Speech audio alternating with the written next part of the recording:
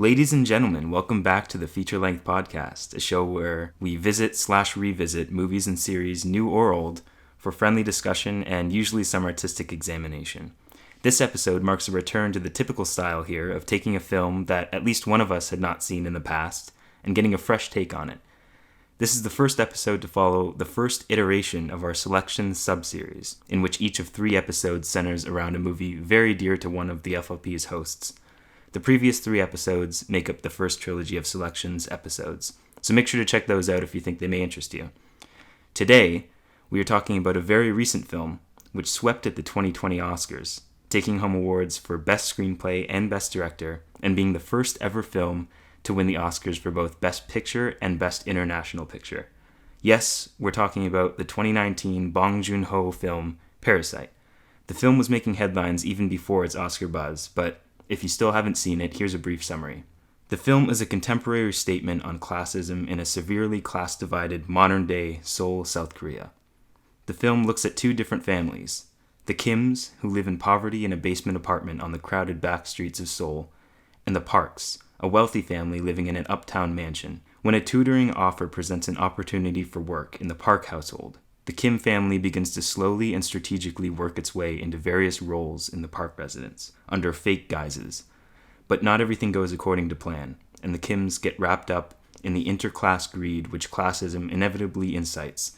The symbiosis between the Kims and the Parks becomes short-lived as the social parasites that are the 2 families show their true intentions.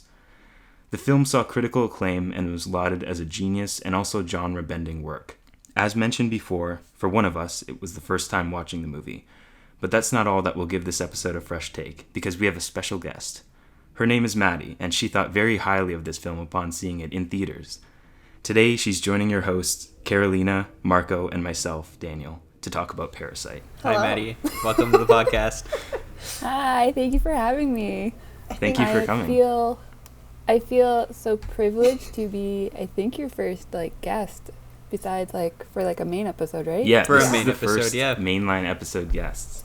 We probably should clarify so that this is a different Maddie. Sorry Yes. to cut you off, because there's been a Maddie in the bonus yeah. episodes, but it's a different Maddie. Yeah. Yes, so we've only ever had 2 guests, and they've both been named Maddie. Full disclaimer, there are 2 different Maddies. This is a different It's the Maddie. superior name, that's why. Yeah. I think from now on we should only have guests named Maddie on the podcast. Yeah, we should just find new people named Maddie every time. That's the only guest we can have. You gotta keep it going. So, Maddie, do you want to start with your general opinion on this film? Yeah, sure. I love this film. I think I pestered everybody that I knew after I saw it for the first time. I pestered everybody I knew about it because I loved it so much. Which kind of brings me into a little bit of beef with Dan here, because I brought him to see... With me? Yeah. I brought him to see the film for the first time in theaters.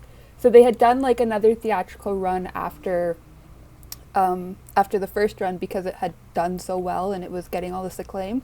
So I was like, oh my god, all my friends, we can go see the movie in theaters, let's go. So there was a good group of us. There had to be 6 or 7 or 8 of us. Guys, remember going to movie theaters? Oh my god. Aw. Good times. Good times. Just had a flashback.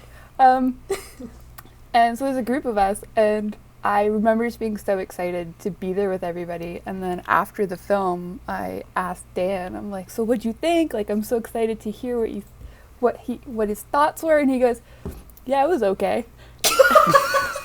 I didn't say it was okay. I said it was good. You were like, yeah, it was good. You were like, it was okay. I didn't. I don't remember saying that. I remember you saying, I don't get what all the hype was, but it was good. It was okay. Oh my god. And I was so devastated. I mean, it might have, because I saw it after the fact, so it was probably one of those things where I was it was the most hyped movie in history, and I don't know. But I've seen it, full disclaimer, I've seen it a couple more times since then, and it's very much grown on me. Much like a Parasite, ironically. No, there you go. I definitely think highly of it, more highly of it now than I apparently did the first time. Dan hated this movie the first time. I don't remember saying... No. I never said that. I don't even remember saying it was okay. I remember saying it was at least a good movie, but if you say so. But even then, I hope you have more thoughts now than, it was good. Oh, yeah, I do remember, his one thing that he said about it was like, the editing was really good. It was, and it was nominated for Best Editing, but it didn't win. That was one of the only ones that didn't win. I mean, it was edited on like Final Cut Pro or something, apparently. So Yeah, it was edited so on like a really antique Oh, seriously? Yeah. I didn't know that. thing. Well, I guess we'll segue into my thoughts then, because that Perfect. kind of makes a segue. Yeah. So I've seen this movie in theaters and then twice more after that, including one for this episode. And I think every time my appreciation for it has grown, and like this last time especially, I just, for some reason, I don't know, like the story, it's not that it only clicked with me now, but it's fully clicked with me now, if that makes sense. It's not very like overtly complex, but it's sort of subtextually complex, and that's just sort of grown with me through the years since the first time I've seen it. So yeah, and like obviously all the technical aspects are like on point. The editing, like we mentioned, the cinematography is wonderful. We can get into that in more detail later. I still find it funny that it was edited on a super antique platform. Yeah. It just goes to show like the technology really doesn't matter. It's just the editing skill. Well, wasn't there that movie, like, sorry not to derail you right off okay. the bat, but there was that movie like a couple years ago that was shot on an iPhone, right? Wasn't it Yeah. the Was Florida? that shot Yeah. on an iPhone? Yeah. Yeah. that Oh my one God, I with didn't Willem know Dafoe? that. Yeah. So it's not the technology, it's the skill behind it, right? yeah. Yeah, but not to get into too much detail yet, but that's just my sort of general take after seeing the movie 3 times now. Carol? Sure. Yeah, so I'd only seen the movie once in theaters, and then now. I was lucky. I mean, lucky, but also smart. Because whenever anyone tells me a movie's good and I see it's getting hyped, I avoid it like the plague and go see it immediately, which is what I did. Someone who I follow on like Instagram, whose movie opinions I highly respect, like posted about it because he lives in like LA, so I guess they get everything first. I don't know. So he posted about it and he's like, "It's great. Don't look it up. Go see it." So I think I did like the next day. So I had no spoilers and I was surprised and I loved it, and then it won everything, and then I kind of forgot about it for a while, so it was good to rewatch it for this. I did indeed kind of forget the whole ending, so that was another fun surprise for me. Yeah. I got to relive it almost, which was great. But yeah, I loved it before, I loved it this time. I'm excited to talk about it. Yeah, the whole impetus of doing this episode was that I was chatting with Carolina, and it somehow in casual conversation came up that I hadn't seen this movie yet, and she got very mad at me. This happens a lot. There's a lot of really good films that you somehow have avoided. Well, look, here's the thing, and I think Dan can kind of back me up on this, is that Okay. in life, in general, when something gets... Big topics. when something gets significant amounts of hype, I immediately am like, I'm not going to watch this thing right now. I don't know what it is, and I think it also has something to do with I have a really hard time personally when I know something is going to be, like, very good and, like, impactful. Like, I haven't watched Bo Burnham's special yet because everyone has said it's really good and really emotional, and I'm like, do I want that right now, or do I want to, like, rewatch Seinfeld from scratch or watch By the way, Burgers? Sorry to interrupt, but just because you mentioned it, Yeah. we could literally, like, Bo Burnham's stuff is not like any stand-up you've ever seen. We could literally do an episode on Oh, his I'm sure we... Oh, Yeah, stuff. yeah, Like, it's too. that dense. for sure. And we should in the future. Make Make a Anyway, note of that.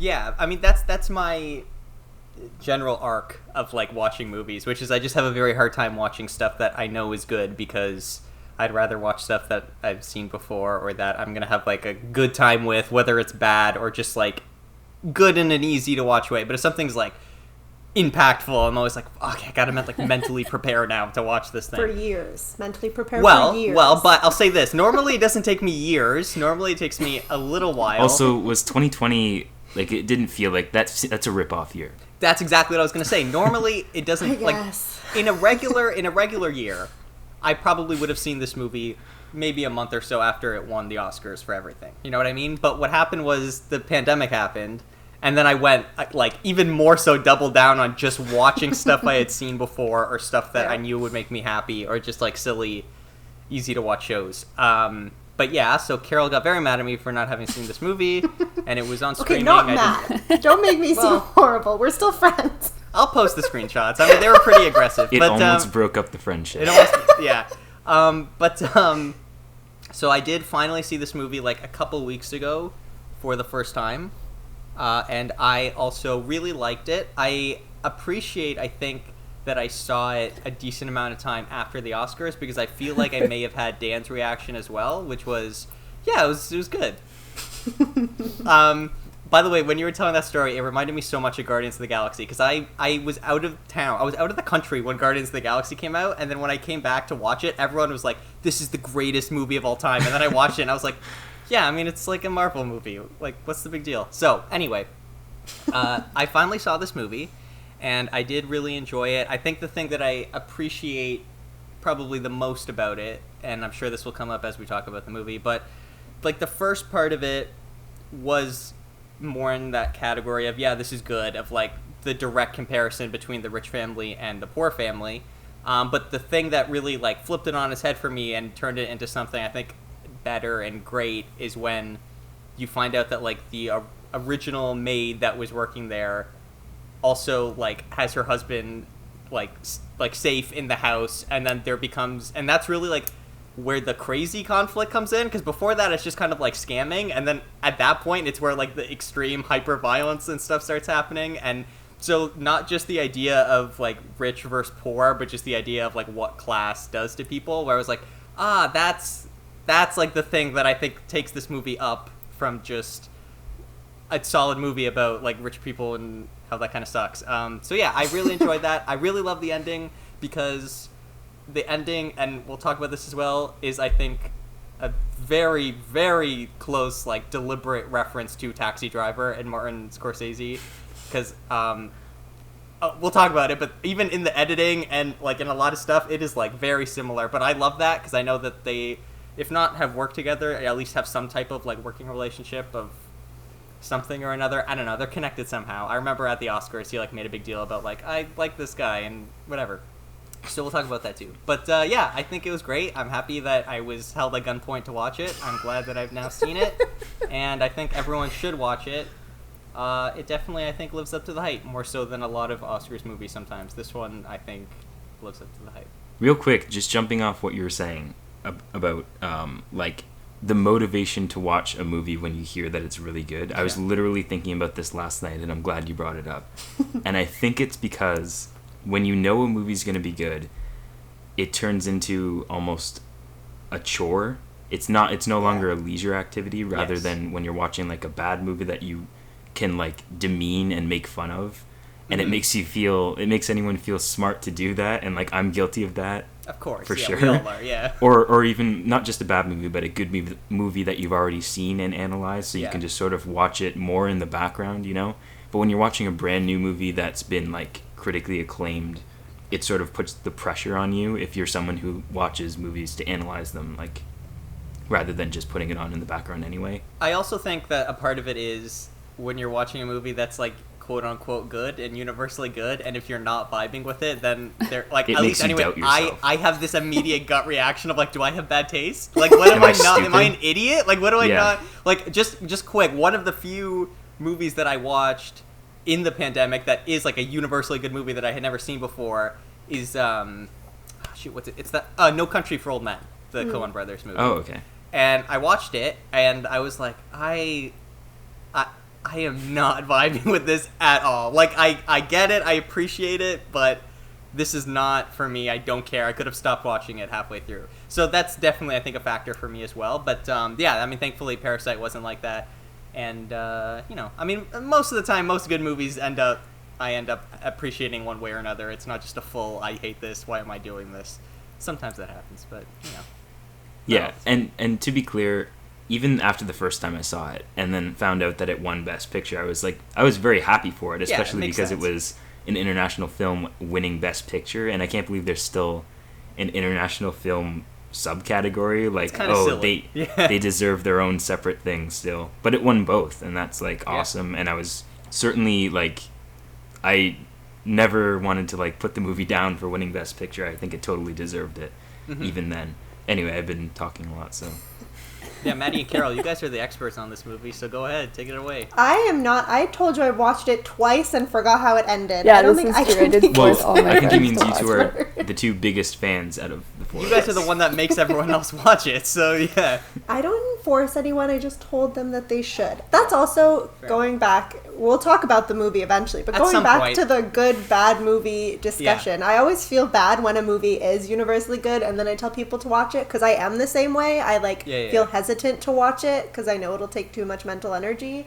But like, how else are you gonna make your friends watch it? They have to. Yeah, when theaters were a thing, enough. I would be like, yo, we're going to watch this movie because it's a good movie and I'll rewatch it and I'm going to make you watch it. But now I can't do that quite as easily. But I would have done it for Parasite. It was like, to me, Parasite was one of the only movies that like really held up to the hype that I was hearing about it. I did like my very best to stay away from spoilers, so I went into it like fairly fresh. And I just like, I was so overwhelmed by how good it was and just how many layers that he has, that he puts in. Because it's not just like the story, it's how the story works with the set, and then how the set works with the actors, and then how the editing kind of like makes it all come together, and the sound. I was like, this movie's a near perfect movie to me. Yeah, I mean, it's pretty flawless in all of its execution. I don't... It's pretty rare for me to come out of a movie and not be like, oh, this thing like felt a little weird, or this part took me out of the movie. But yeah, coming out of this, I was just like, yeah, I mean, it's like really good all the way around. I don't know what else to say. It's just like, it's a really well-made movie. And it's also like, I feel like a lot of the times at the Oscars especially, you'll see like the types of movies that get recognition are either like really well-made but don't necessarily have like a either important message, or it's like a self-important message that's dumb, or you'll see movies that have like a good message, but then you go like, well, there was like better movies that year that I enjoyed more. But this is definitely a case of being well made and having a solid message, and I think like that getting recognized is also a cool thing because it just doesn't happen a lot. Yeah, it was like one of the first years in a long time that the Oscars actually awarded the correct movie for Best Picture. Yeah, I agree for Because sure. like the year before that, Green Book won, which is like I know. bonkers insane that Green Wait, Book Best won. Picture? Oh, yeah. Yeah, Green Book won Best Picture. Which yeah. is like insane. I still haven't seen Yeah, I that know, it movie, blows but my I've heard mind. like You nothing don't but need good, to, or it's nothing not but good. bad things. But it's like, oh, it's just, it's so, it was such like a turn, the fact that Parasite won, because I loved Parasite so much. I did not think it was going to win, just based off of the past winners that have done well. Like the year that, I think it was 2000 I could be so wrong, 2004, 2006, when Crash won instead of Brokeback Mountain. Oh my god. Don't Wow, even... you're really taking it back. Yeah. Listen, by the way, to you two other hosts, we're doing a Brokeback Mountain episode one day. I Can fucking we please? love that movie. That movie is so good. And That is a good movie. It I was remember- so deserving of Best Picture. I don't think I've watched it since the 6th grade. But like the fact that Crash won, which is like one of the worst, not one of the worst movies I've ever seen, but like not a great movie, but because it kind of had the message of like, oh, we're solving racism. It was like that shit. That's why Green Book won. It was like, oh, we're solving racism. Yeah. Exactly. So just based off of that, and the fact that, God, what was the movie I thought was gonna win? What was the war movie? 1917. I was so convinced 1917 was gonna win because it's a war movie, and the Oscar voters are mostly older white men. So I was like, they're totally... I love veterans. Who probably fought Yeah, in I'm World like, War. they're gonna love that Yeah, shit. exactly. It's British, it's white. It's already got the leg up on that aspect of it. So I was at an Oscar party, and we had done our like Oscar pools, and I misjudged, and I had 1917 as Did you lose winning, and I money? was like, I've never been more happy to lose. I was so happy. Yeah, Yeah, it was a very rewarding turn of events. for sure. Well, I think... Sorry. No, go I ahead, think go ahead. one thing that made this film, I guess, so relatable to even the white British male audience and Oscar voters, although I also think that whether they were told explicitly or not, for the past few years, obviously they have to go with, like, not the white British film, Sure. simply because of all the criticism. So I don't know if that was like entirely what they would have voted for. Yeah, I mean, I feel like in a different year, especially considering they're all probably rich and didn't love seeing a rich guy killed. If Green Book hadn't won Best Picture the year before, I don't think Parasite wins this year. Not because it's not deserving, but just because I feel like after like giving Green Book the win, there was probably like guilt there of like, oh, you guys fucked up. Like you really should not have given it to Green Book, and so they were like, okay. Yeah.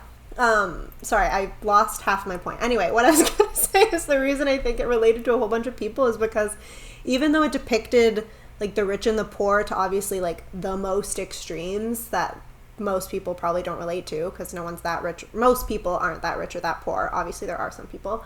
But even within that, there was even just like the father-son relationship and like the family dynamics there.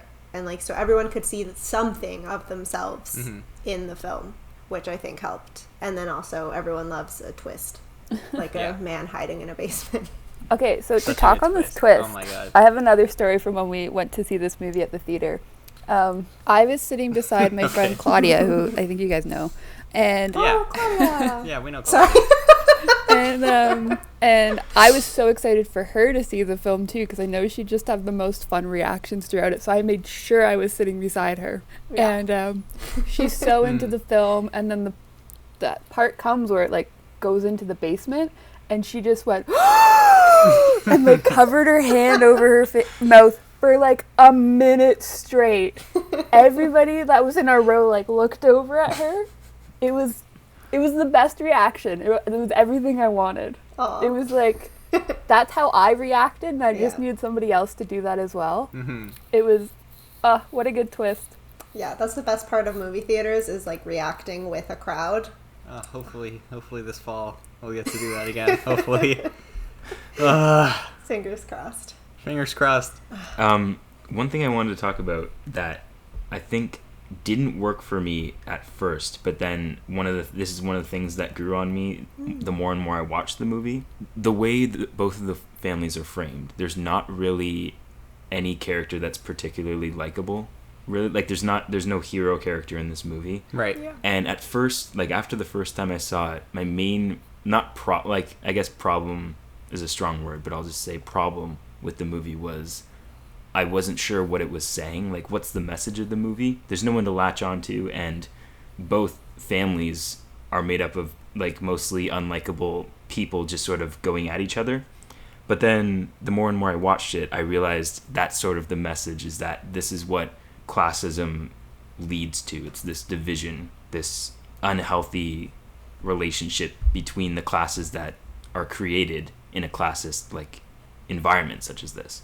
So I think it was just more of like a general, like, this is the aftermath of a society built upon class division. Yeah, and like kind of like what Why are you laughing? Sorry, it's just when Dan said this is a society, it made me think of George Costanza. Oh.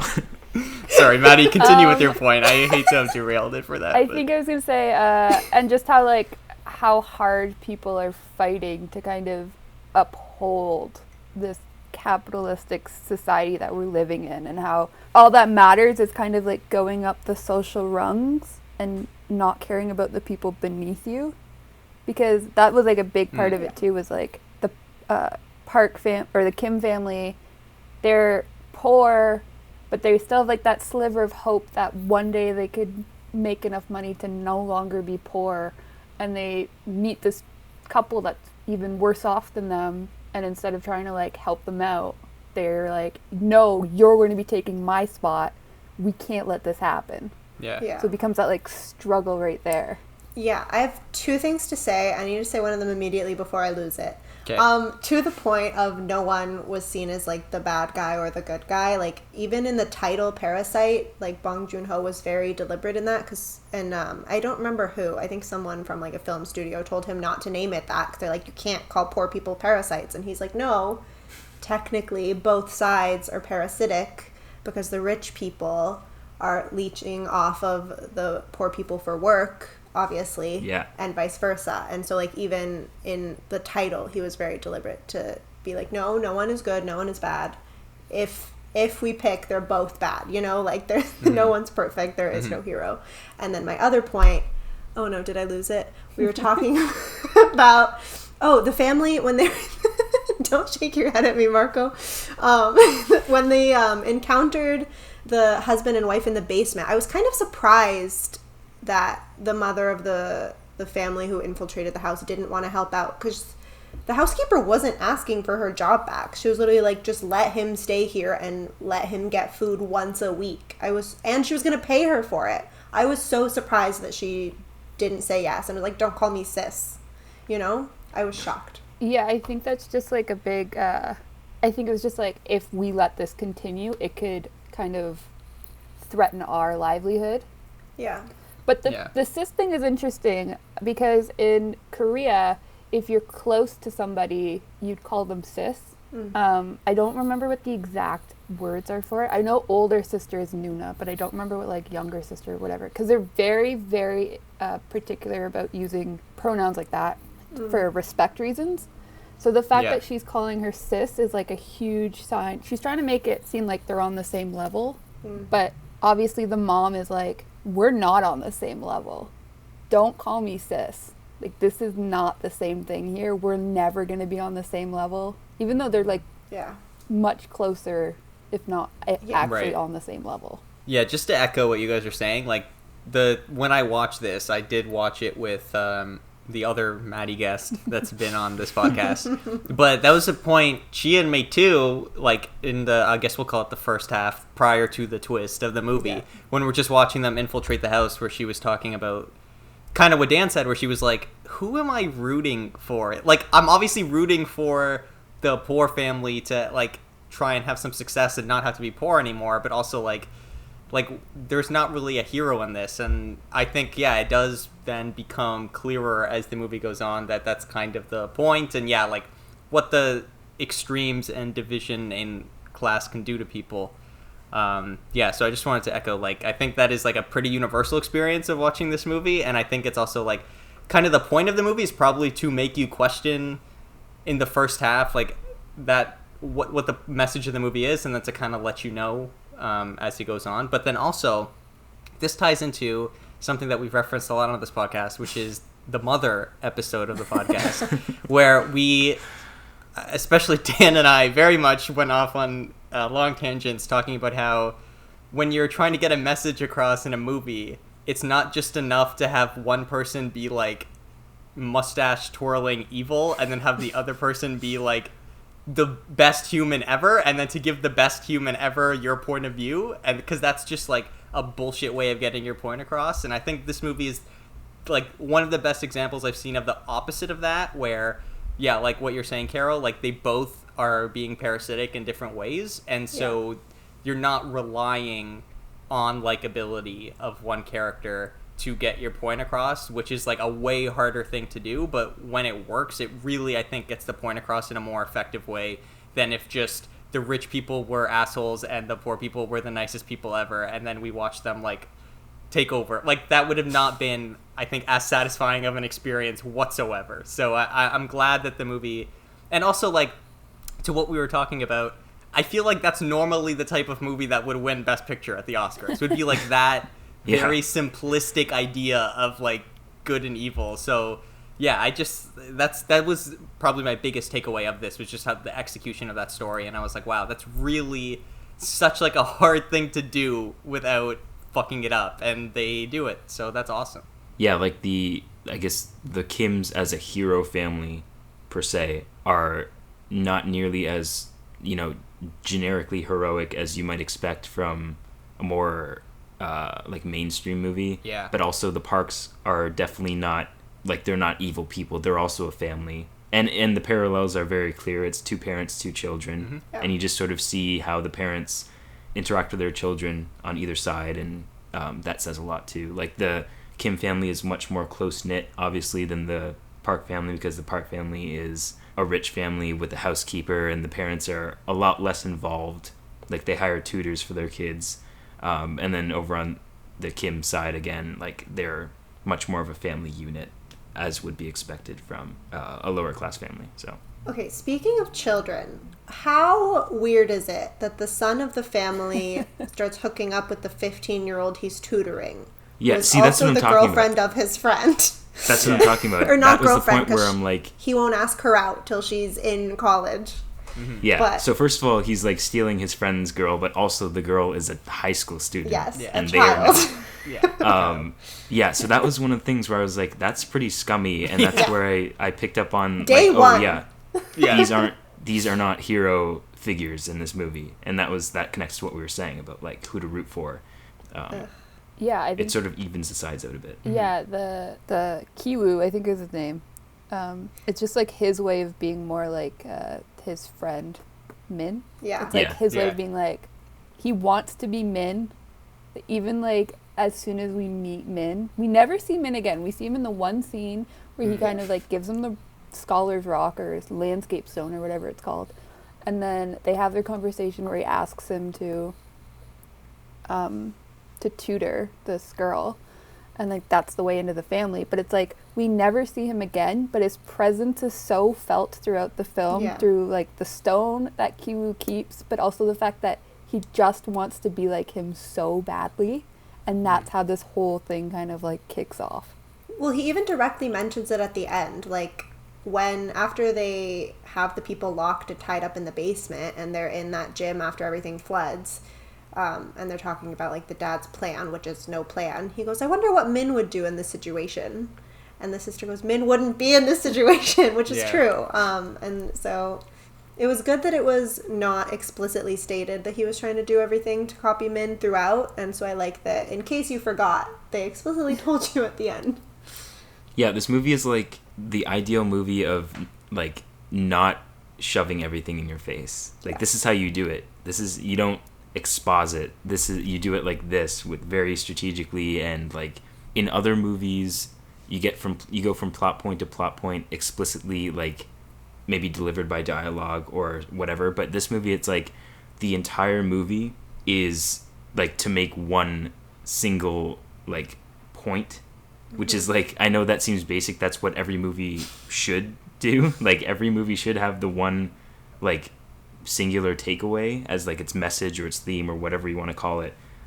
So the fact that this movie does it and does it so well is part of what makes it so genius. But the other thing I wanted to mention was, what do you guys think is the deeper meaning of the stone that Min gives to, sorry I don't remember his name, but the son of the Kim family? Well, I mean, not a deep meaning, so directly not answering your question, but he does say when he gives it to him, it's like meant to attract money, but that's not the word. Riches? Yeah, like I don't material remember what wealth he said. and status. Yeah, wealth. I forgot the word wealth. Thank you. But yeah, and so then it literally did that for them, brought them a wealthy family. But yeah, besides that, I have no other thoughts other than at the end when they are sleeping in the gym post flood, and he like is like, oh, I can't leave the rock or whatever, and then he sleeps with it on his chest. I thought that was nice, having him literally sleep with something heavy on his chest as he thought about what to do about two humans didn't tied in catch a that. basement. Interesting. Yeah. Interesting. Oh, that was a good Yeah. catch. Sorry, had to point that out. I just watched it 30 minutes ago, so it's still fresh. Yeah. Yeah, I thought it was like the same thing. Okay, slightly different, but I noticed this, and I don't know if anybody else noticed this, is that the clothing that Kiwoo wears, they're all slightly too small for him. And I just thought that was like such an interesting... I didn't I notice was like, that. thought that was just such an I didn't notice that interesting either. storytelling technique with costuming, to be like, this is a person who clearly can't afford these clothes, or can't afford to buy new clothes every time he like gets that fit him. So he's just like wearing clothes that are like slightly too small, so he's always like a little bit uncomfortable. Wow, I that's didn't even really notice interesting. that, I wish yeah. I'd noticed that. Yeah, like the costume department, spot on, but also can we talk about the production design? Yeah, I mean, Yes, that- please. this, for- it's crazy. Yeah, so like, first of all, the downtown area is like, it's wonderful to look at. Like it's so, not to quote George Lucas here, but it's so dense. Like, Dan. there's literally so much happening in the frame. Yeah. But also the park house, which was specifically built for this movie. Yeah. And I just read about this last night, but they like in the architecture of the house, they designed and built physical lines for the shots that were planned for the movie to physically divide the characters on screen. Yeah. That is so Oh my god. genius. Bong Joon-ho is a genius. Like, I read that he had already, like, in his mind, he knew how everything was going to look. He knew what shots he wanted. And he knew that in the house there were going to be those lines to divide the people. So to have to, like, tell the production designer who would mostly be doing all of that work to be like, no, this is how it's going to be, Mm-hmm. is, like, a little bit, I don't want to say overbearing, but it's, like, it just shows how good he is because he's thought all this stuff out. I think it goes to also, like, we talked about this on the Matrix episode a little bit, but, like, what can happen when everyone working in a production for something, where there's just that level of synergy of, like, all the department heads and everyone's like, okay, got it. Like, I know exactly what you're talking about. And I think this movie is another case of that, where there's not one aspect where I feel like someone didn't get what was going on. Like, nothing stands out. Everything is so synergistic in a way that's so satisfying. Yeah, like, with the production design especially, where it's just like, it's incredible. Like, it's genuinely baffling to me, because most movies are just so shit. Like, just so bad. So, like, to have this movie, like, come together this beautifully is, like, it just makes my heart very happy. But also because he had such a strong vision and probably brought that to every team, like, it also speaks to probably how much they all trusted him. Yeah.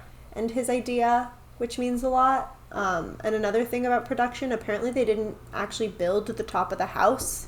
It was just, like, put in post in VFX whenever we were, like, outside, which is also fun Interesting. and impressive, because I couldn't tell.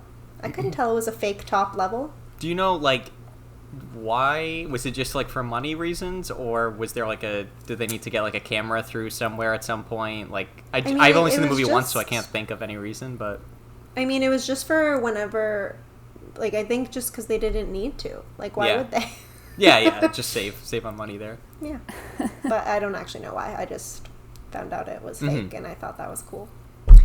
Well, visual effect, you know what I mean? If it's done right, it should be seamless. Technology is crazy. I can't believe we've gotten to this point where you can make a whole I know. half of a house and I never question it.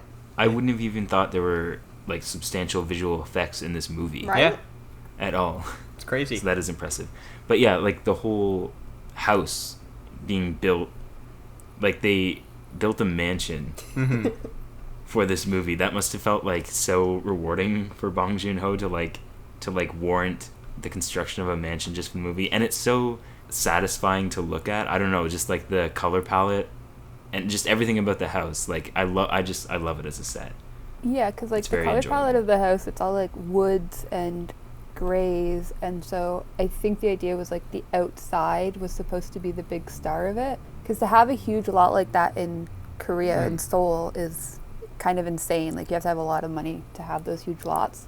So to have, like, the outside be the main focus of it, because they even, like, show it with the big window in the living room as, like, this is the centerpiece of the house, is Right. this outside area. Yeah. I think I heard, I don't remember who, but I heard someone attached to the film, I think, say that the window looking out at the house is almost like a movie screen in and of itself, and the yard is like the showcase of the house. So I totally agree. But also Bong Joon-ho himself has, like, he noted that, like, the use of stairs in the movie was, like, very prominent, and that's one of my favorite things as well, is that the uptown area, at least the uptown area that the Parks live in and that we see in the movie, it's completely uphill Yeah. from the crowded area that the Kims live in. Like, there's these road ramps and huge staircases that you have to take just to get to the house, and then even within the house you go through the door, go up a staircase to get into the yard, and then all the staircases in the house. Of course, the biggest use of it is the staircase into the bunker underneath the house. It's huge. I love that shot too, that, like, continuous shot of them running down. I forgot how many sets of stairs there were. Like, that bunker is deep. Yeah. It makes it feel like a journey. Yeah. Yeah. Really, I read to an the depths of interview how- with the production designer, and he said that he's never built more stairs for a film. That's hilarious. Yeah. Also about production design, apparently they bought a $2,500 garbage can so it didn't make a noise when it closed. And Bong Joon-ho was like, who the hell would buy this? It's just a trash can. He's like, this is the dumbest thing that's ever existed. That's hilarious. But, you know, of course the parks would have it, so he had to my get it anyway. Well, that's like with the oh my god, the food that they make at the end, the ramen with the steak in it. It's like the same idea. Yeah. Yeah. It's like, who would do this except really rich people? I love also like the motif even within the world of the movie of like the line and crossing the line, because it goes, obviously it ties hand in hand with what we were talking about before with the physical lines in like the house and like the cinematography, and the line, for anyone who hasn't seen it, being like this metaphorical division of like for example him and his driver, or the tutor and the children. Well, it's interesting because he kept being like the driver isn't like he almost crosses the line every time, but he never does. And then he said the smell does, which was a really shitty thing to say. Obviously he didn't know he could hear him, but still. Yeah, I don't know what, like, I don't know, maybe I'm not rich enough. I don't understand exactly what the driver did that was almost crossing the line all the time, but whatever. Yeah, that's a good question. I think it was just like the fact that like how much conversation he makes with him. He asked him if he loved his wife, God forbid. Yeah, that's a little personal. Yeah. Even though like besides that part, he didn't really seem to be like too like against the conversation making in the car. So that it's sort of just a thing where it's like, yeah, I secretly enjoy talking to my driver, but I'm not supposed to because of the social hierarchy. Yeah. I have a question.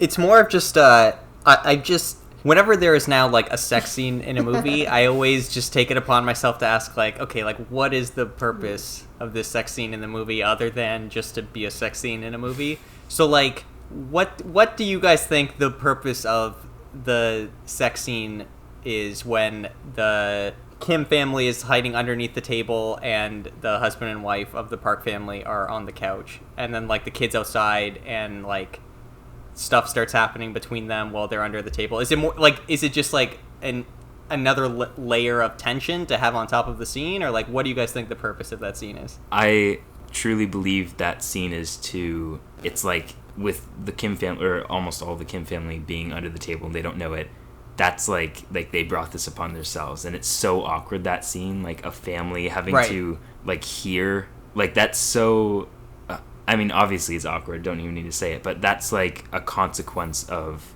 what they have done to the like to work their way into the family and to like con and like get people fired, get people sick to get where they are right now.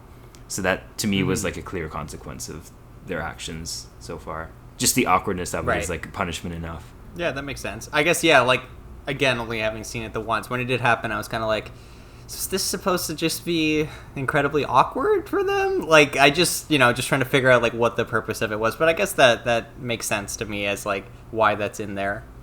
Also, like, I guess since we're just talking about random stuff now before we get to the end, the very clear, like, end of the second act, like, the flooding of their house is just, like, that was so hard to watch. Yeah. It's just, like, incredibly hard to watch moment. And also, it's coming off of the suspense of the Park family coming home, and like there's so much tension there, and it's like and then to have them go home and have the house like, wait, did we leave our windows open? And they get home and their home's filling up with like literal shit, and it's just Okay, also, for the sex scene, another idea that I just thought of, because I also didn't really question why they would have it, but it could also be another foil to like this rich family is experiencing the highest highs, even if the sex didn't seem that great, versus definitely didn't see. That was another point that I experiencing their lowest low, and also then it was kind of genius to have their house flood too, because it's like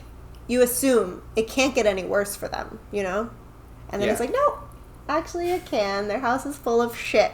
Like when she's just smoking a cigarette on top of this toilet that is just shooting poop at her. What a life.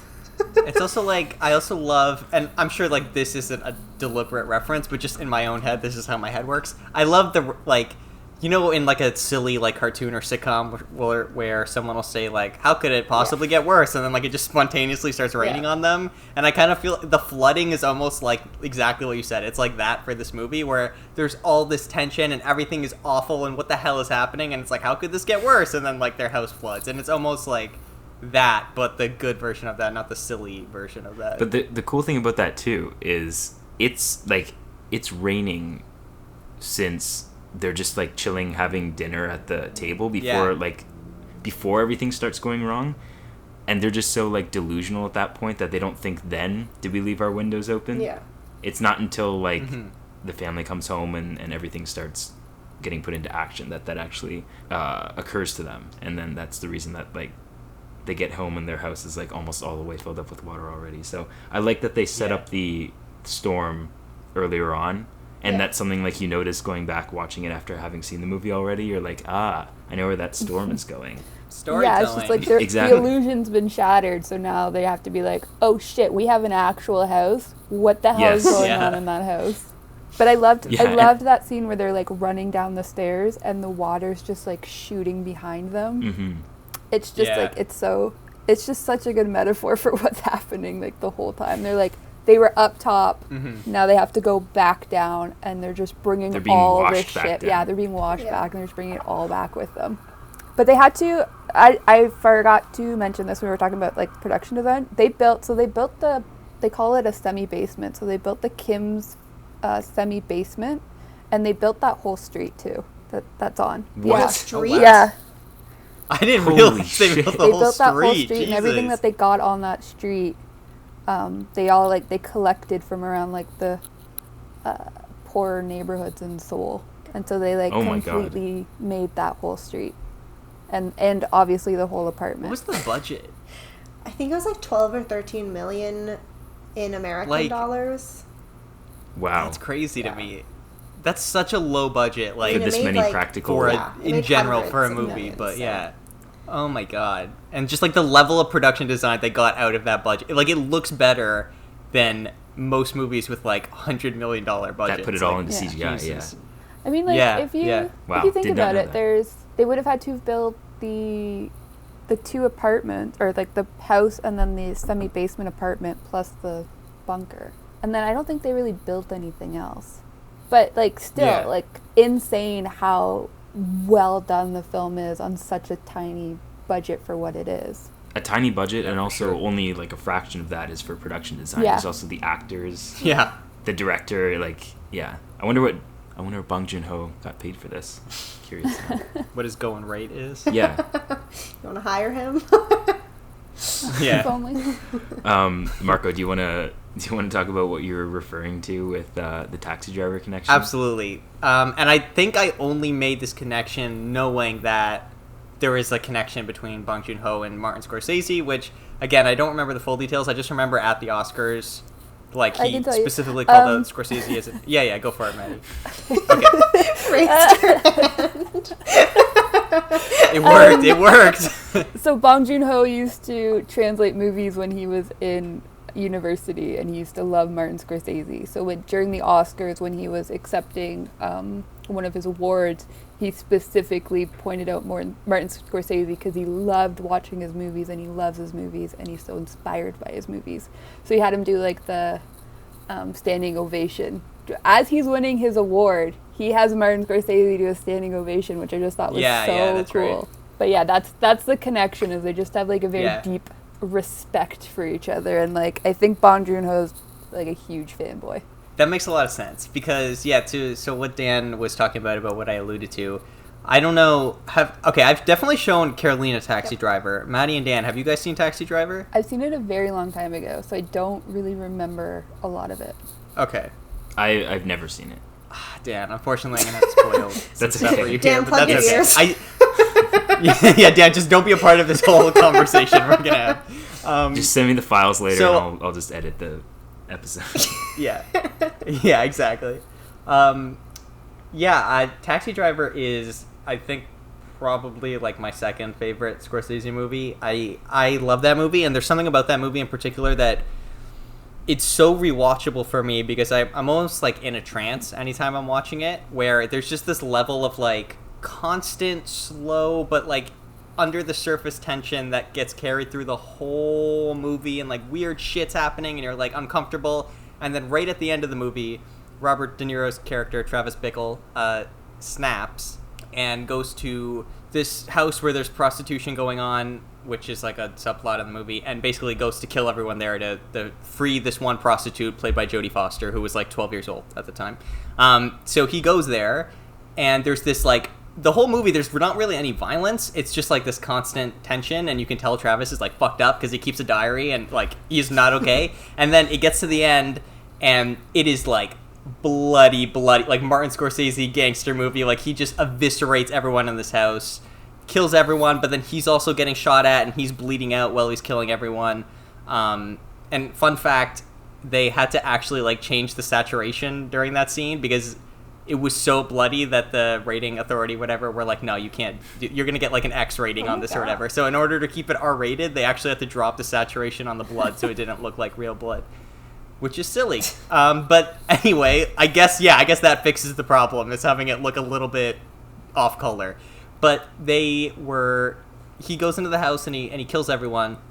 And then ultimately, like, he gets shot at and he's laying down and he's kind of bleeding out. And then there's this like overhead shot that follows the police officers coming into the house, where you just see like all the massacre from overhead, and it goes over everything, and then it gets to Travis Bickle, and he does the very famous like gun on the head thing, and then like it cuts to black, and then it comes back, and there's this like ending where it turns out Travis Bickle survived, and the family, like the parents of this young prostitute, like consider him a hero, and now he's a hero in the newspaper. And what's he doing? He's going back to driving taxi cabs. And there's like a small little denouement scene where he's like driving a taxi cab and he picks up this girl from the movie. So like all of that kind of happens at the ending of this a little bit, where you get, after all this crazy tension and like everything feels uncomfortable, it explodes. You get the crazy bloody, like everything's going wrong, everyone's being killed, whatever, everything goes to shit. I think at one point there even is like the overhead shot that goes over everything, over the whole garden. Yeah, over the whole garden, which has to be a clear and deliberate reference. And then again, it kind of ends with the dad going into the house, and we all, I think, as movie watchers, kind of assume like, he's gonna go hide in the basement thing, so he doesn't get the bunker, so he doesn't get caught. And like Taxi Driver, you come back from that ending, and it's like, yeah, the sister died, but the mom and the son are alive, and the son's coming up with this plan to maybe one day, like, save his dad, and it's all gonna be okay, and, like, everything hopefully will work itself out, maybe. Let's just see what the future holds. And, yeah, I mean, just, like, structurally, it's, like, the exact same as the Taxi Driver ending, with even similar shots, but then also, and this is something that I don't necessarily understand the point of with both endings, and it's probably my only like problem with this movie, is the fact that both endings have such a clear ending point and then come back to have this like pseudo fake everything might be okay happy ending after, where like in Taxi Driver I much rather just, when Travis Bickle does the famous thing, we just cut to black and that's done. I don't need him this fake ending of like turns out he's a hero in New York City and like whatever. And then with this movie, even, I'm totally fine with the ending of this movie just being the dad running into the bunker, and then the movie could just end there. Like, for me, where I'm like, I feel like everything I needed to see, I saw up to that point, and then the rest of the ending after that. And then also just the fact that, like, this narration that we're getting of the son talking has been translated to the dad through, like, the lights, or it's the other way around, from the dad to the son, whatever, in Morse code. But this speech goes on for like 10 fucking minutes, so like the son must have been there just fucking writing down Morse code over pages and pages and pages until it started to repeat. So it just, for me, it's like the one part of the movie in both movies where I'm kind of like, yeah, it could have just ended at the like highest point of tension. I didn't need this other like little piece after to explain away some of the like plot stuff. Like, I would be totally fine if this movie ends with the dad going into the bunker. I feel like I would have had the exact same emotional experience personally.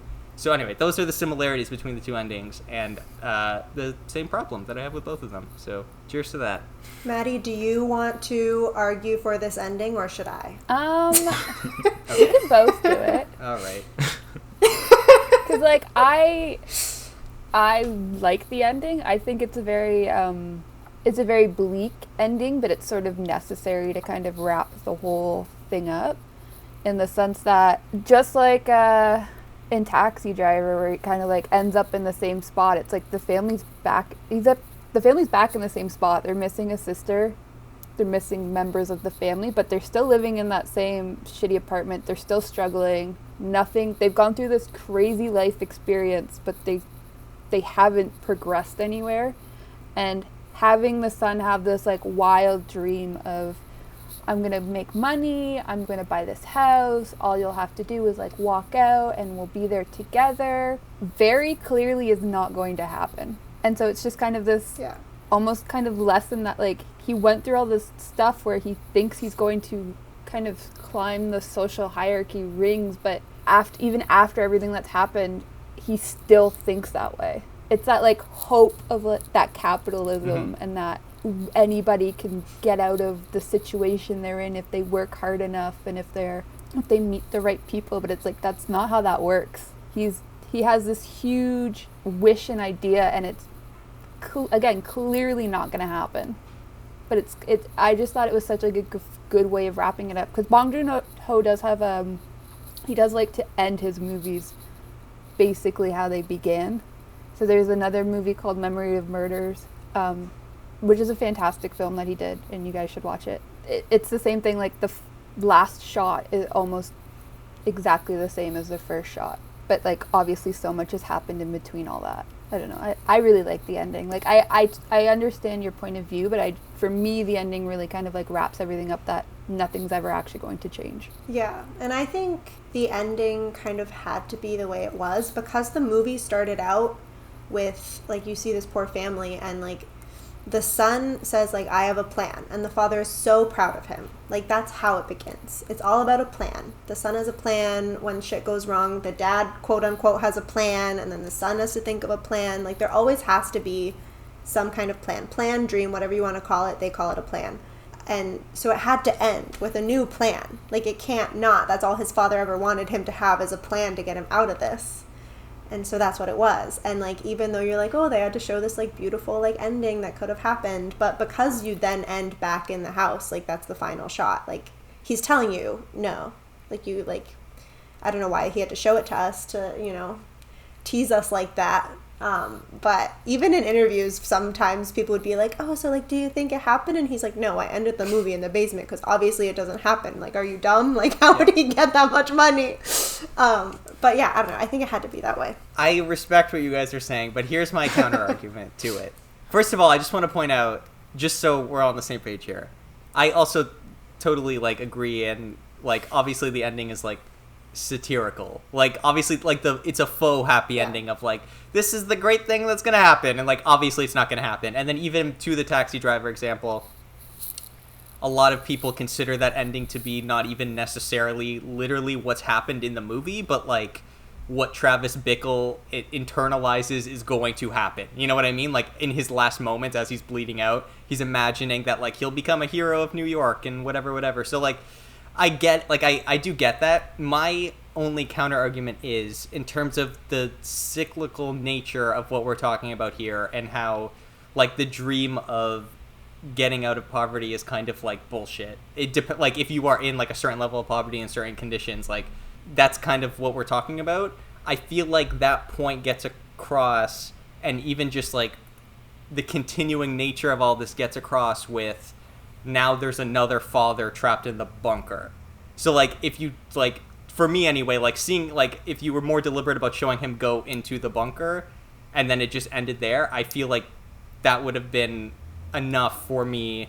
Not like because I'm sick as fuck and don't need more explanation, but I just mean like in terms of my emotional journey. Like I feel like, yeah, not because I'm so much smarter than everyone, but just I mean in terms of my emotional journey, I would have been like, like, and someone else is now in the bunker, and like the cyclical nature of like poverty, and this is all shit. Like just emotionally, and like the only example I have, because most movies don't even necessarily do that, but like I always go back to Whiplash as an example of this, where the movie ends on him doing this crazy fucking drum solo, and he thinks he's so sick, but ultimately, like, nothing is gonna change, and, like, nothing in his life would change. And I feel like if you did have more scenes after that in that movie, it would just kind of be this understanding of, like, Fletcher used him in that sense. Like, everything Fletcher said about, like, I am really hard on people, but I get the best out of them, and Miles Teller's character is like, well, fuck you, and that's a terrible thing to do, but then Miles Teller goes on this crazy, amazing drum solo, and low-key Fletcher is like, I fucking...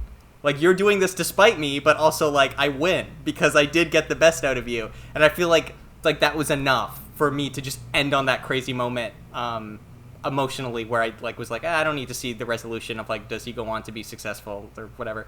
So, I don't know, that's my only takeaway. Not that I hate the ending, but it's just, like, seeing the dad go into the bunker, I feel like, gets the point across. And then, but here's the other thing, right? Like, I'm okay with there being more after that. I really am. Like, I'm fine if you want to do this whole, like, faux plan that's never going to happen and showing just how sad it all is. I'm actually fine with that. The thing that really sets me off to this ending is more just the logistics of decoding the Morse code. Like, I wasn't even thinking about it. I was like, yeah, sure, the movie's continuing and we're going to get an ending. But then, once the Morse code stuff started happening, I was like, this is kind of dumb. Like, this is really, to me, it just, like, I don't know. I was like, it's the one part of the movie that kind of took me out of the movie, where I was like, what? Like, this would never work. This is a terrible fucking thing. Like, that would never work whatsoever and could never work. And then it got me started thinking about the ending in general, and I was like, do we even need the ending? Could we maybe cut the ending?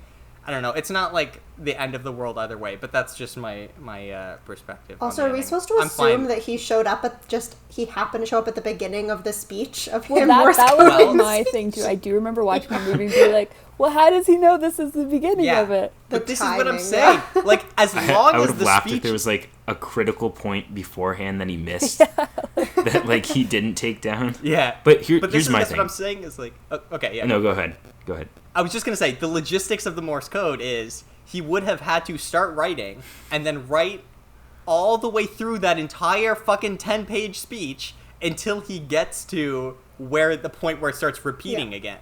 That would be the only way he knew he had the whole actually, speech, I don't know if you saw, he recorded. He didn't write it immediately. When he was just standing by the house, he was, like, saying into his phone, like, ... so he could then write it later. Just say, like, he wasn't writing in this note. Just the one defense. I know, I get it. I get it. It's still bullshit. Here's my thing. I do still agree, but yeah.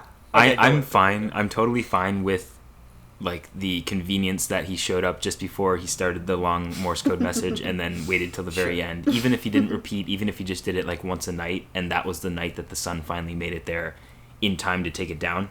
My only problem is why, and I've seen this movie 3 times, I still don't understand why the basement has 3 separate buttons to control the upstairs, like, each of the upstairs lights that it connects to. Like, not one switch for all of them. Like, there's a button for each light. That doesn't seem very realistic to me. That's a very minor thing, and most people would say I'm nitpicking, but they needed those 3 buttons for the Morse code. Like, also the fact that the Park family's never been like, well, how do these lights turn on? How do these work? Yeah.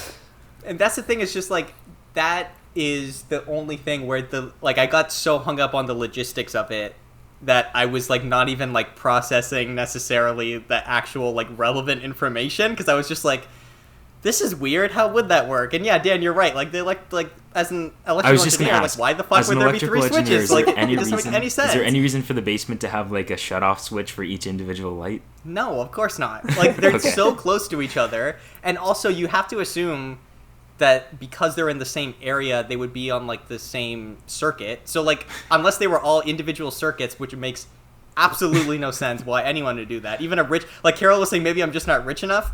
Like, I'm here to tell you, even if you are rich enough, you would never pay to do that. That's ridiculous. And then, what Maddie was saying. What if it was on, like, a separate, oh my god, I'm bad with words.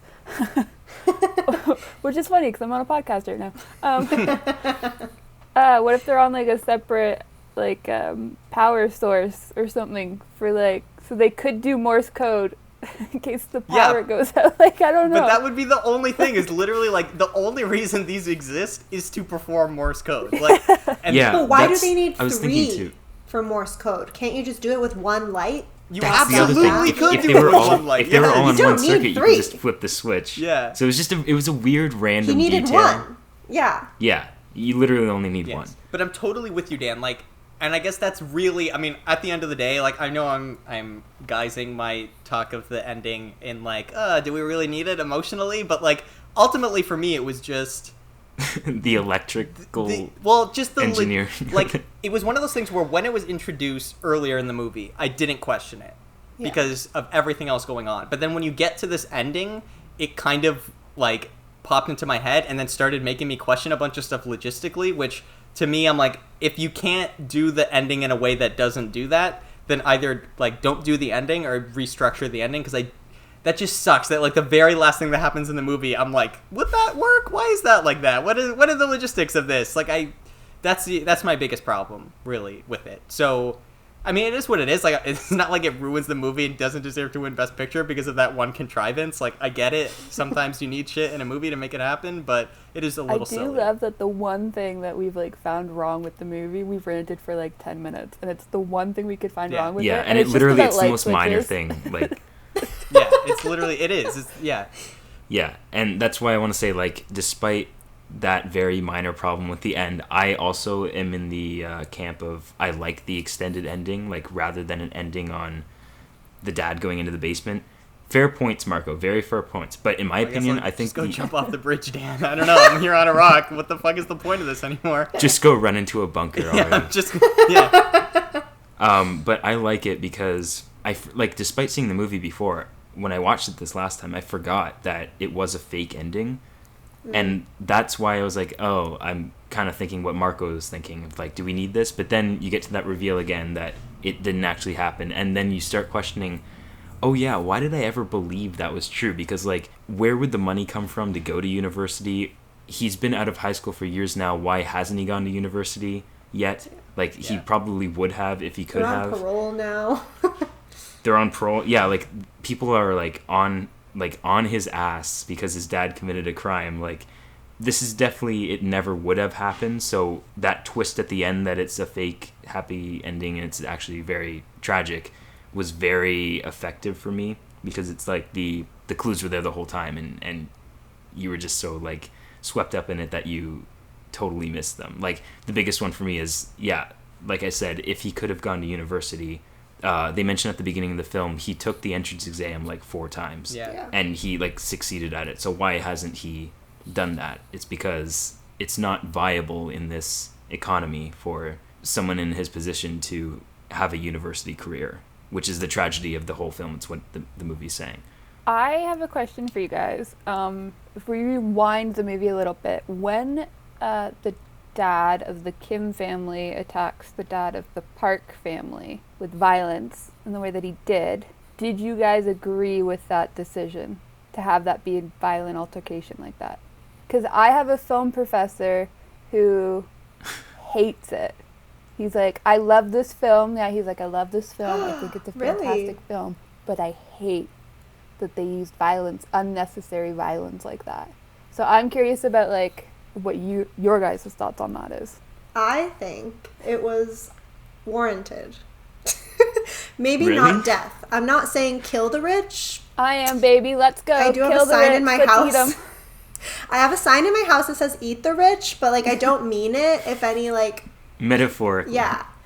In case anyone who wants to call me out on that, I have not eaten anyone, for the record. Yeah. You're not Army But Hammer, I think it's fine. it's just set up Second so Armie well. Hammer cannibal reference. Let's go. I feel like we talk Not about it the every last. time. Yeah, definitely won't be the last. It's my favorite thing.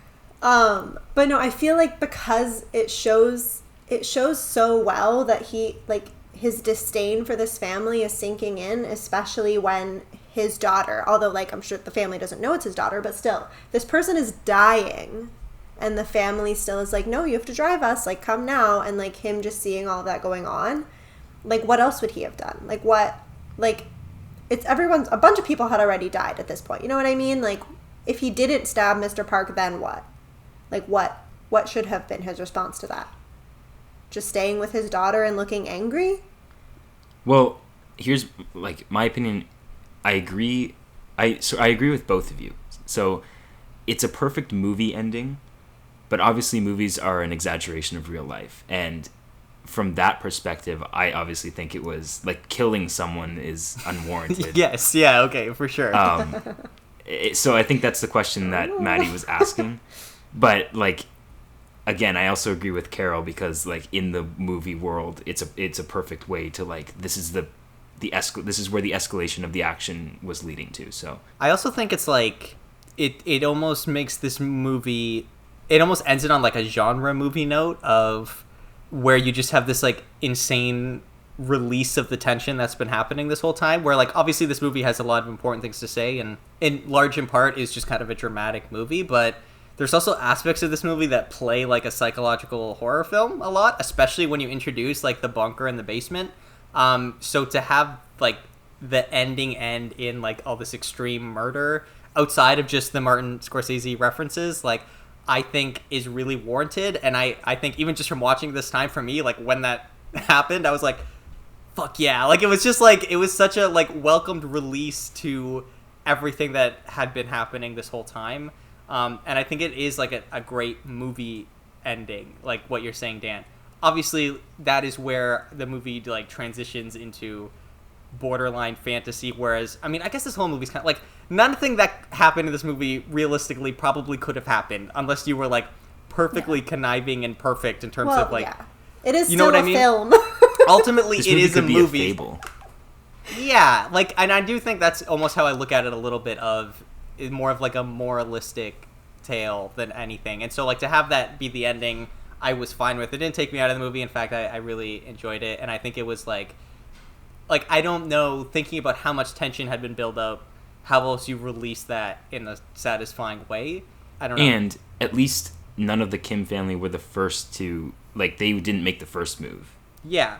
So that also helps, I think. That it was like, not a reaction, but it was like, oh, this is already started, so like I'm gonna make my move now. That Yeah, I've kind of been wanting to do the whole time, but like never actually thought about I'm gonna kill this guy. But now that it's happening, it's like that sort of pushed him over the edge to actually like follow through with it. I think it actually even adds to the theme of the movie a little bit in terms of how like violence itself in a way like can come from disparity in class, where it's like this movie in a lot of like most of it has been like peaceful, like there's been like bad shit going on, but like ultimately it has been kind of peaceful and whatnot in terms of the way the drama has been playing out, but then ultimately, yeah, like this disparity in class can only end in violence, and how that's even like a commentary on violence itself. Yeah, like Marco's thoughts are exactly what I thought the whole time, so that's why I thought it was so interesting when my professor had a different sort of point of view of it. Yeah, I felt like that was the only way it was going to end. Like that was the only way it could have ended. So many insults had been thrown at him, and now his livelihood had been threatened, and then now his daughter's dying, and he's being told to no, help us instead, who's not dying, but you're gonna help us and drive us to the hospital instead. So it's like, yeah, I don't know what else would. And he thought his son might be dead. He just saw him bloodied up. I don't know what else could have happened in that moment. I have a question for you guys. In the movie, they set up how like the son had a seizure when he saw the one guy, right? And he had to be taken to the hospital or whatever. Oh, that was creepy. Which is why, it is creepy. That was so scary. Just the eyes. Oof. And again, this is what I'm talking about. This is kind of a horror movie in a lot of parts. Yeah. So, like, murder's cool in horror movies. It's a dark comedy, so, whatever. Yeah. Something. But we set that up pretty well, and then at the end, obviously, it comes back. I do have a question, though. Like, did I misunderstand, or did the mom say that, like, when a kid has a seizure, they have to go to the hospital within 10 minutes or they'll die? 15. Okay. But yes. Is that true? I feel like, can you not like have a seizure and just like not die from it without getting hospitalized? I had kids at my grade school who had seizures. I did too. They didn't have to go to the hospital. Is there like maybe it's a special kind of seizure? I don't know. Because I was in talking about university. Like I was in university, and a literal guy in my class had a seizure and was on the floor for like at least half an hour before any paramedic showed up, and he is fine and alive and well. So like I just don't know like where that came from. Like I understand that it's set up so that way at the end. That might have just been like a thing that they sort of made up to use as like a plot thing. Yeah. But I'm really glad you brought that up, because that moment ties into one of the last things I want to say. This is like this is my only real, like, subjective problem with the film, I'll call it. But, so, as we mentioned, there's a reveal in the movie that there's a secret bunker and there's the man living underneath, and then it's revealed that he has been seen by the kid coming up at night for food. And it's really scary. But do you guys think that reveal would have been, or sorry, not the reveal, but the mother telling her about her kid seeing, like, she calls him a ghost? Yeah. Do you think it would have been more effective for us to hear that before we find out about the bunker? And then we find out about the man living in the bunker, and you're like, oh, that's who he saw. Like, I think that would have been a more effective reveal. What do you guys think? That's interesting. My only thought for why they wouldn't have done that would just to be to preserve, like, the sanctity of the twist. Like, that completely turns the movie on its head, where there is absolutely no indication that anything weird is going on, except for... Oh, and then it just, like, and then it like just... a brick wall. That's the, like... But that's fair. I know what you're saying, and I do feel like that also could have been a nice little, like, setup payoff moment. Especially since, like, in the movie we're already talking about, like, especially, like, when I think it's when the sister first shows up to, like, teach the son or whatever, like, art. And she's, like, talking to the mom about the son and how the son's, like, really creative and all that bullshit or whatever. I feel like you probably could have slipped something in there as, like, the setup to him seeing ghosts, so that way it wouldn't even, like, make you think about it whatsoever. So I guess you probably still could have pulled that off. And that definitely would have been a nice little setup payoff moment, Dan. I agree with you. I feel like the ghost thing would have distracted me. And also... I kind of like that when the sister's pretending to be an art therapist and just, like, casually... First of all, how lucky that she goes, oh, did something happen in the first grade? And, like, that happened in the first grade. That is such just pure luck. But anyway, I kind of like that because the mother's reaction was so severe and then we didn't find out what it was, it kind of made me think, like, oh, it was something actually serious, and then to find out what it is. Like, okay, yeah, I guess a seizure's scary, but, like, still, I would have thought... something much worse, you know what I mean? Right. I kind of like that they kept it a surprise for a while, like a mystery. Yeah. Do you mean the cause of the seizure? Yeah, well, yeah, because no, initially, like, when they first met, did she say that he had a seizure initially? No. I don't, because it took till, like, much later in the movie till she revealed what the first grade thing was. Yeah, so I like that it was a mystery for quite a while. I kind of like that I didn't know until, like, near the end of the film, because then it kind of, like, wrapped everything up, I guess, for me. Not everything, but, like, it was one of the loose ends that got wrapped up. How does it feel, Dan, to now be the one on an island with an opinion that no one else agrees with? Does it feel good? No, it doesn't feel good. No, but you guys, you're all making good points, and I hadn't even thought about, like, that would definitely diminish that, like, holy shit moment of when you first, like, dive down into the bunker. Because any hint of something not paranormal, but, like, something not... I was going to say not normal. It's just paranormal. That's literally, paranormal.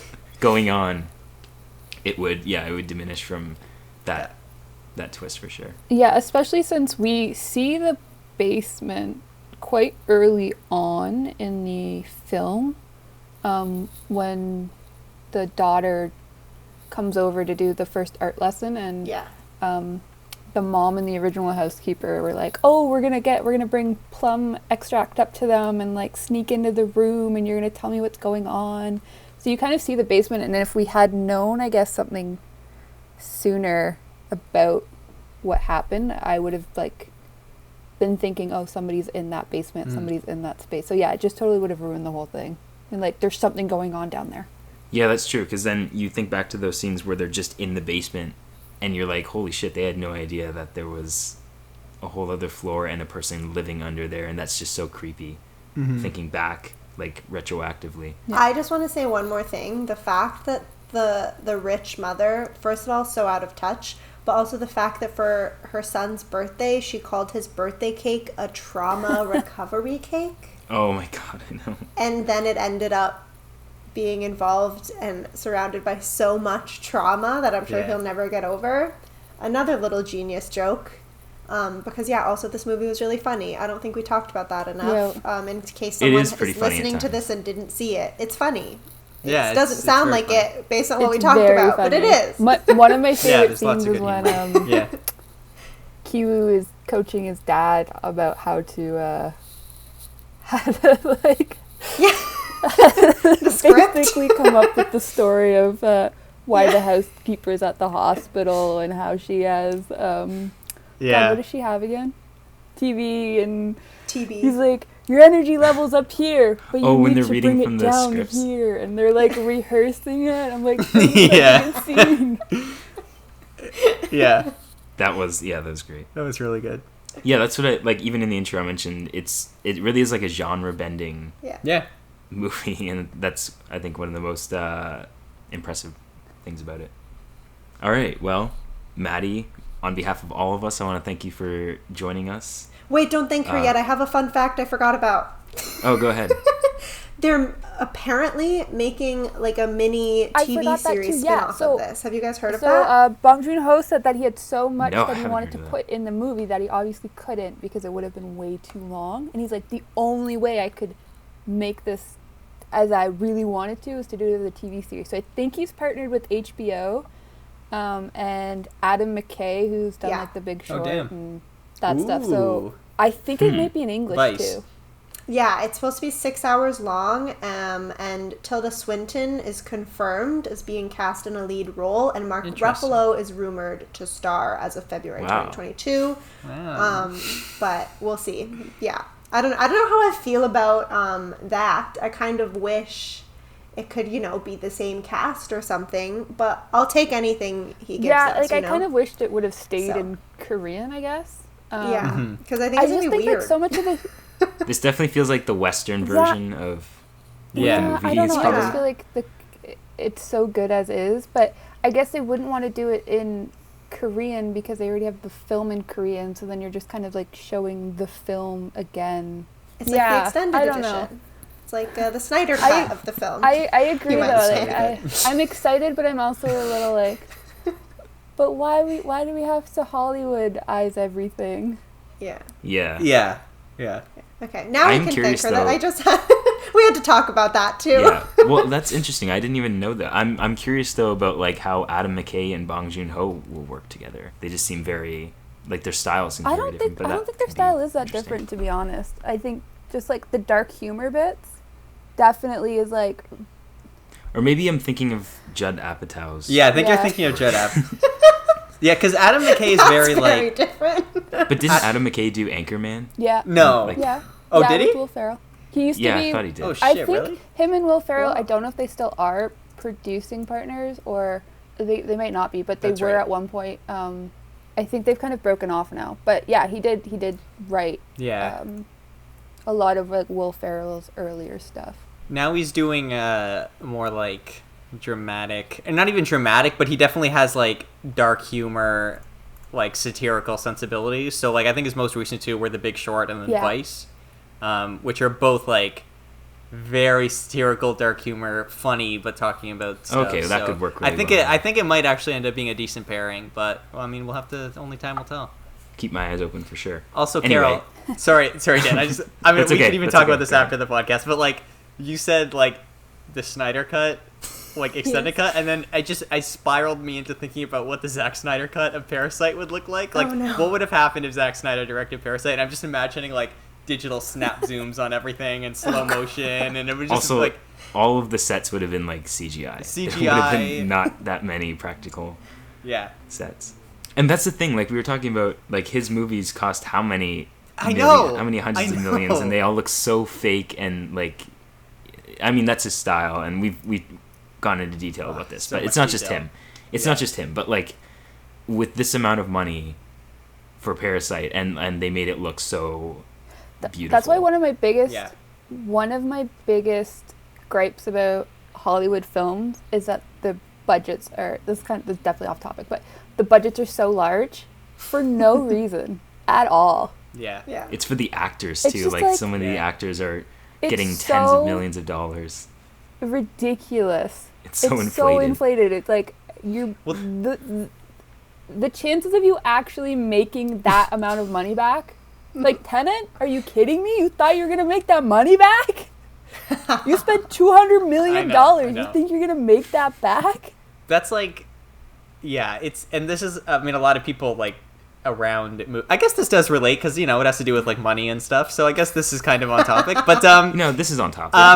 I guess like a lot of creative people talk about this, how the only two movies that get made in Hollywood are like zero budget indie movies or ridiculously high budget movies. And so the idea of, I mean, we talked about this when we talked about When Harry Met Sally, but just like a middle budget movie with like a good cast and good writers and good director, but that isn't necessarily gonna fucking be the number one. Like, every movie that comes out now has to be the number one movie of all time, otherwise it's literally a flop. So And it's always based on an existing IP or it's a sequel. Yeah. speaking So of, for this totally original movie, no B plot, like it's just it's a very simple story, very timely story, very well made.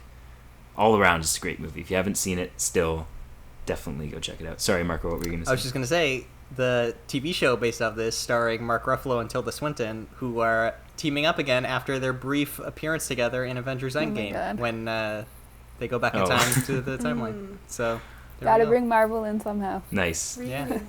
We'll get there eventually. I still can't believe we did an episode on the Snyderverse We before. had to. I will It's so say, I easy to didn't talk listen to about that because you just episode. shit on it. It's I so was like, I can't. That's okay. It's a long one. yeah. You don't have to. It's fine. It's a lot. It's a lot. Okay. Okay. Well, Are we actually gonna end this time? I think so. Maddie, I said it already, but once again, thank you for taking the time to join us for this conversation. I know you're very close to this film, and it showed. So yeah, on behalf of all of us, thank you for being Thank you here for today. having me. Of course.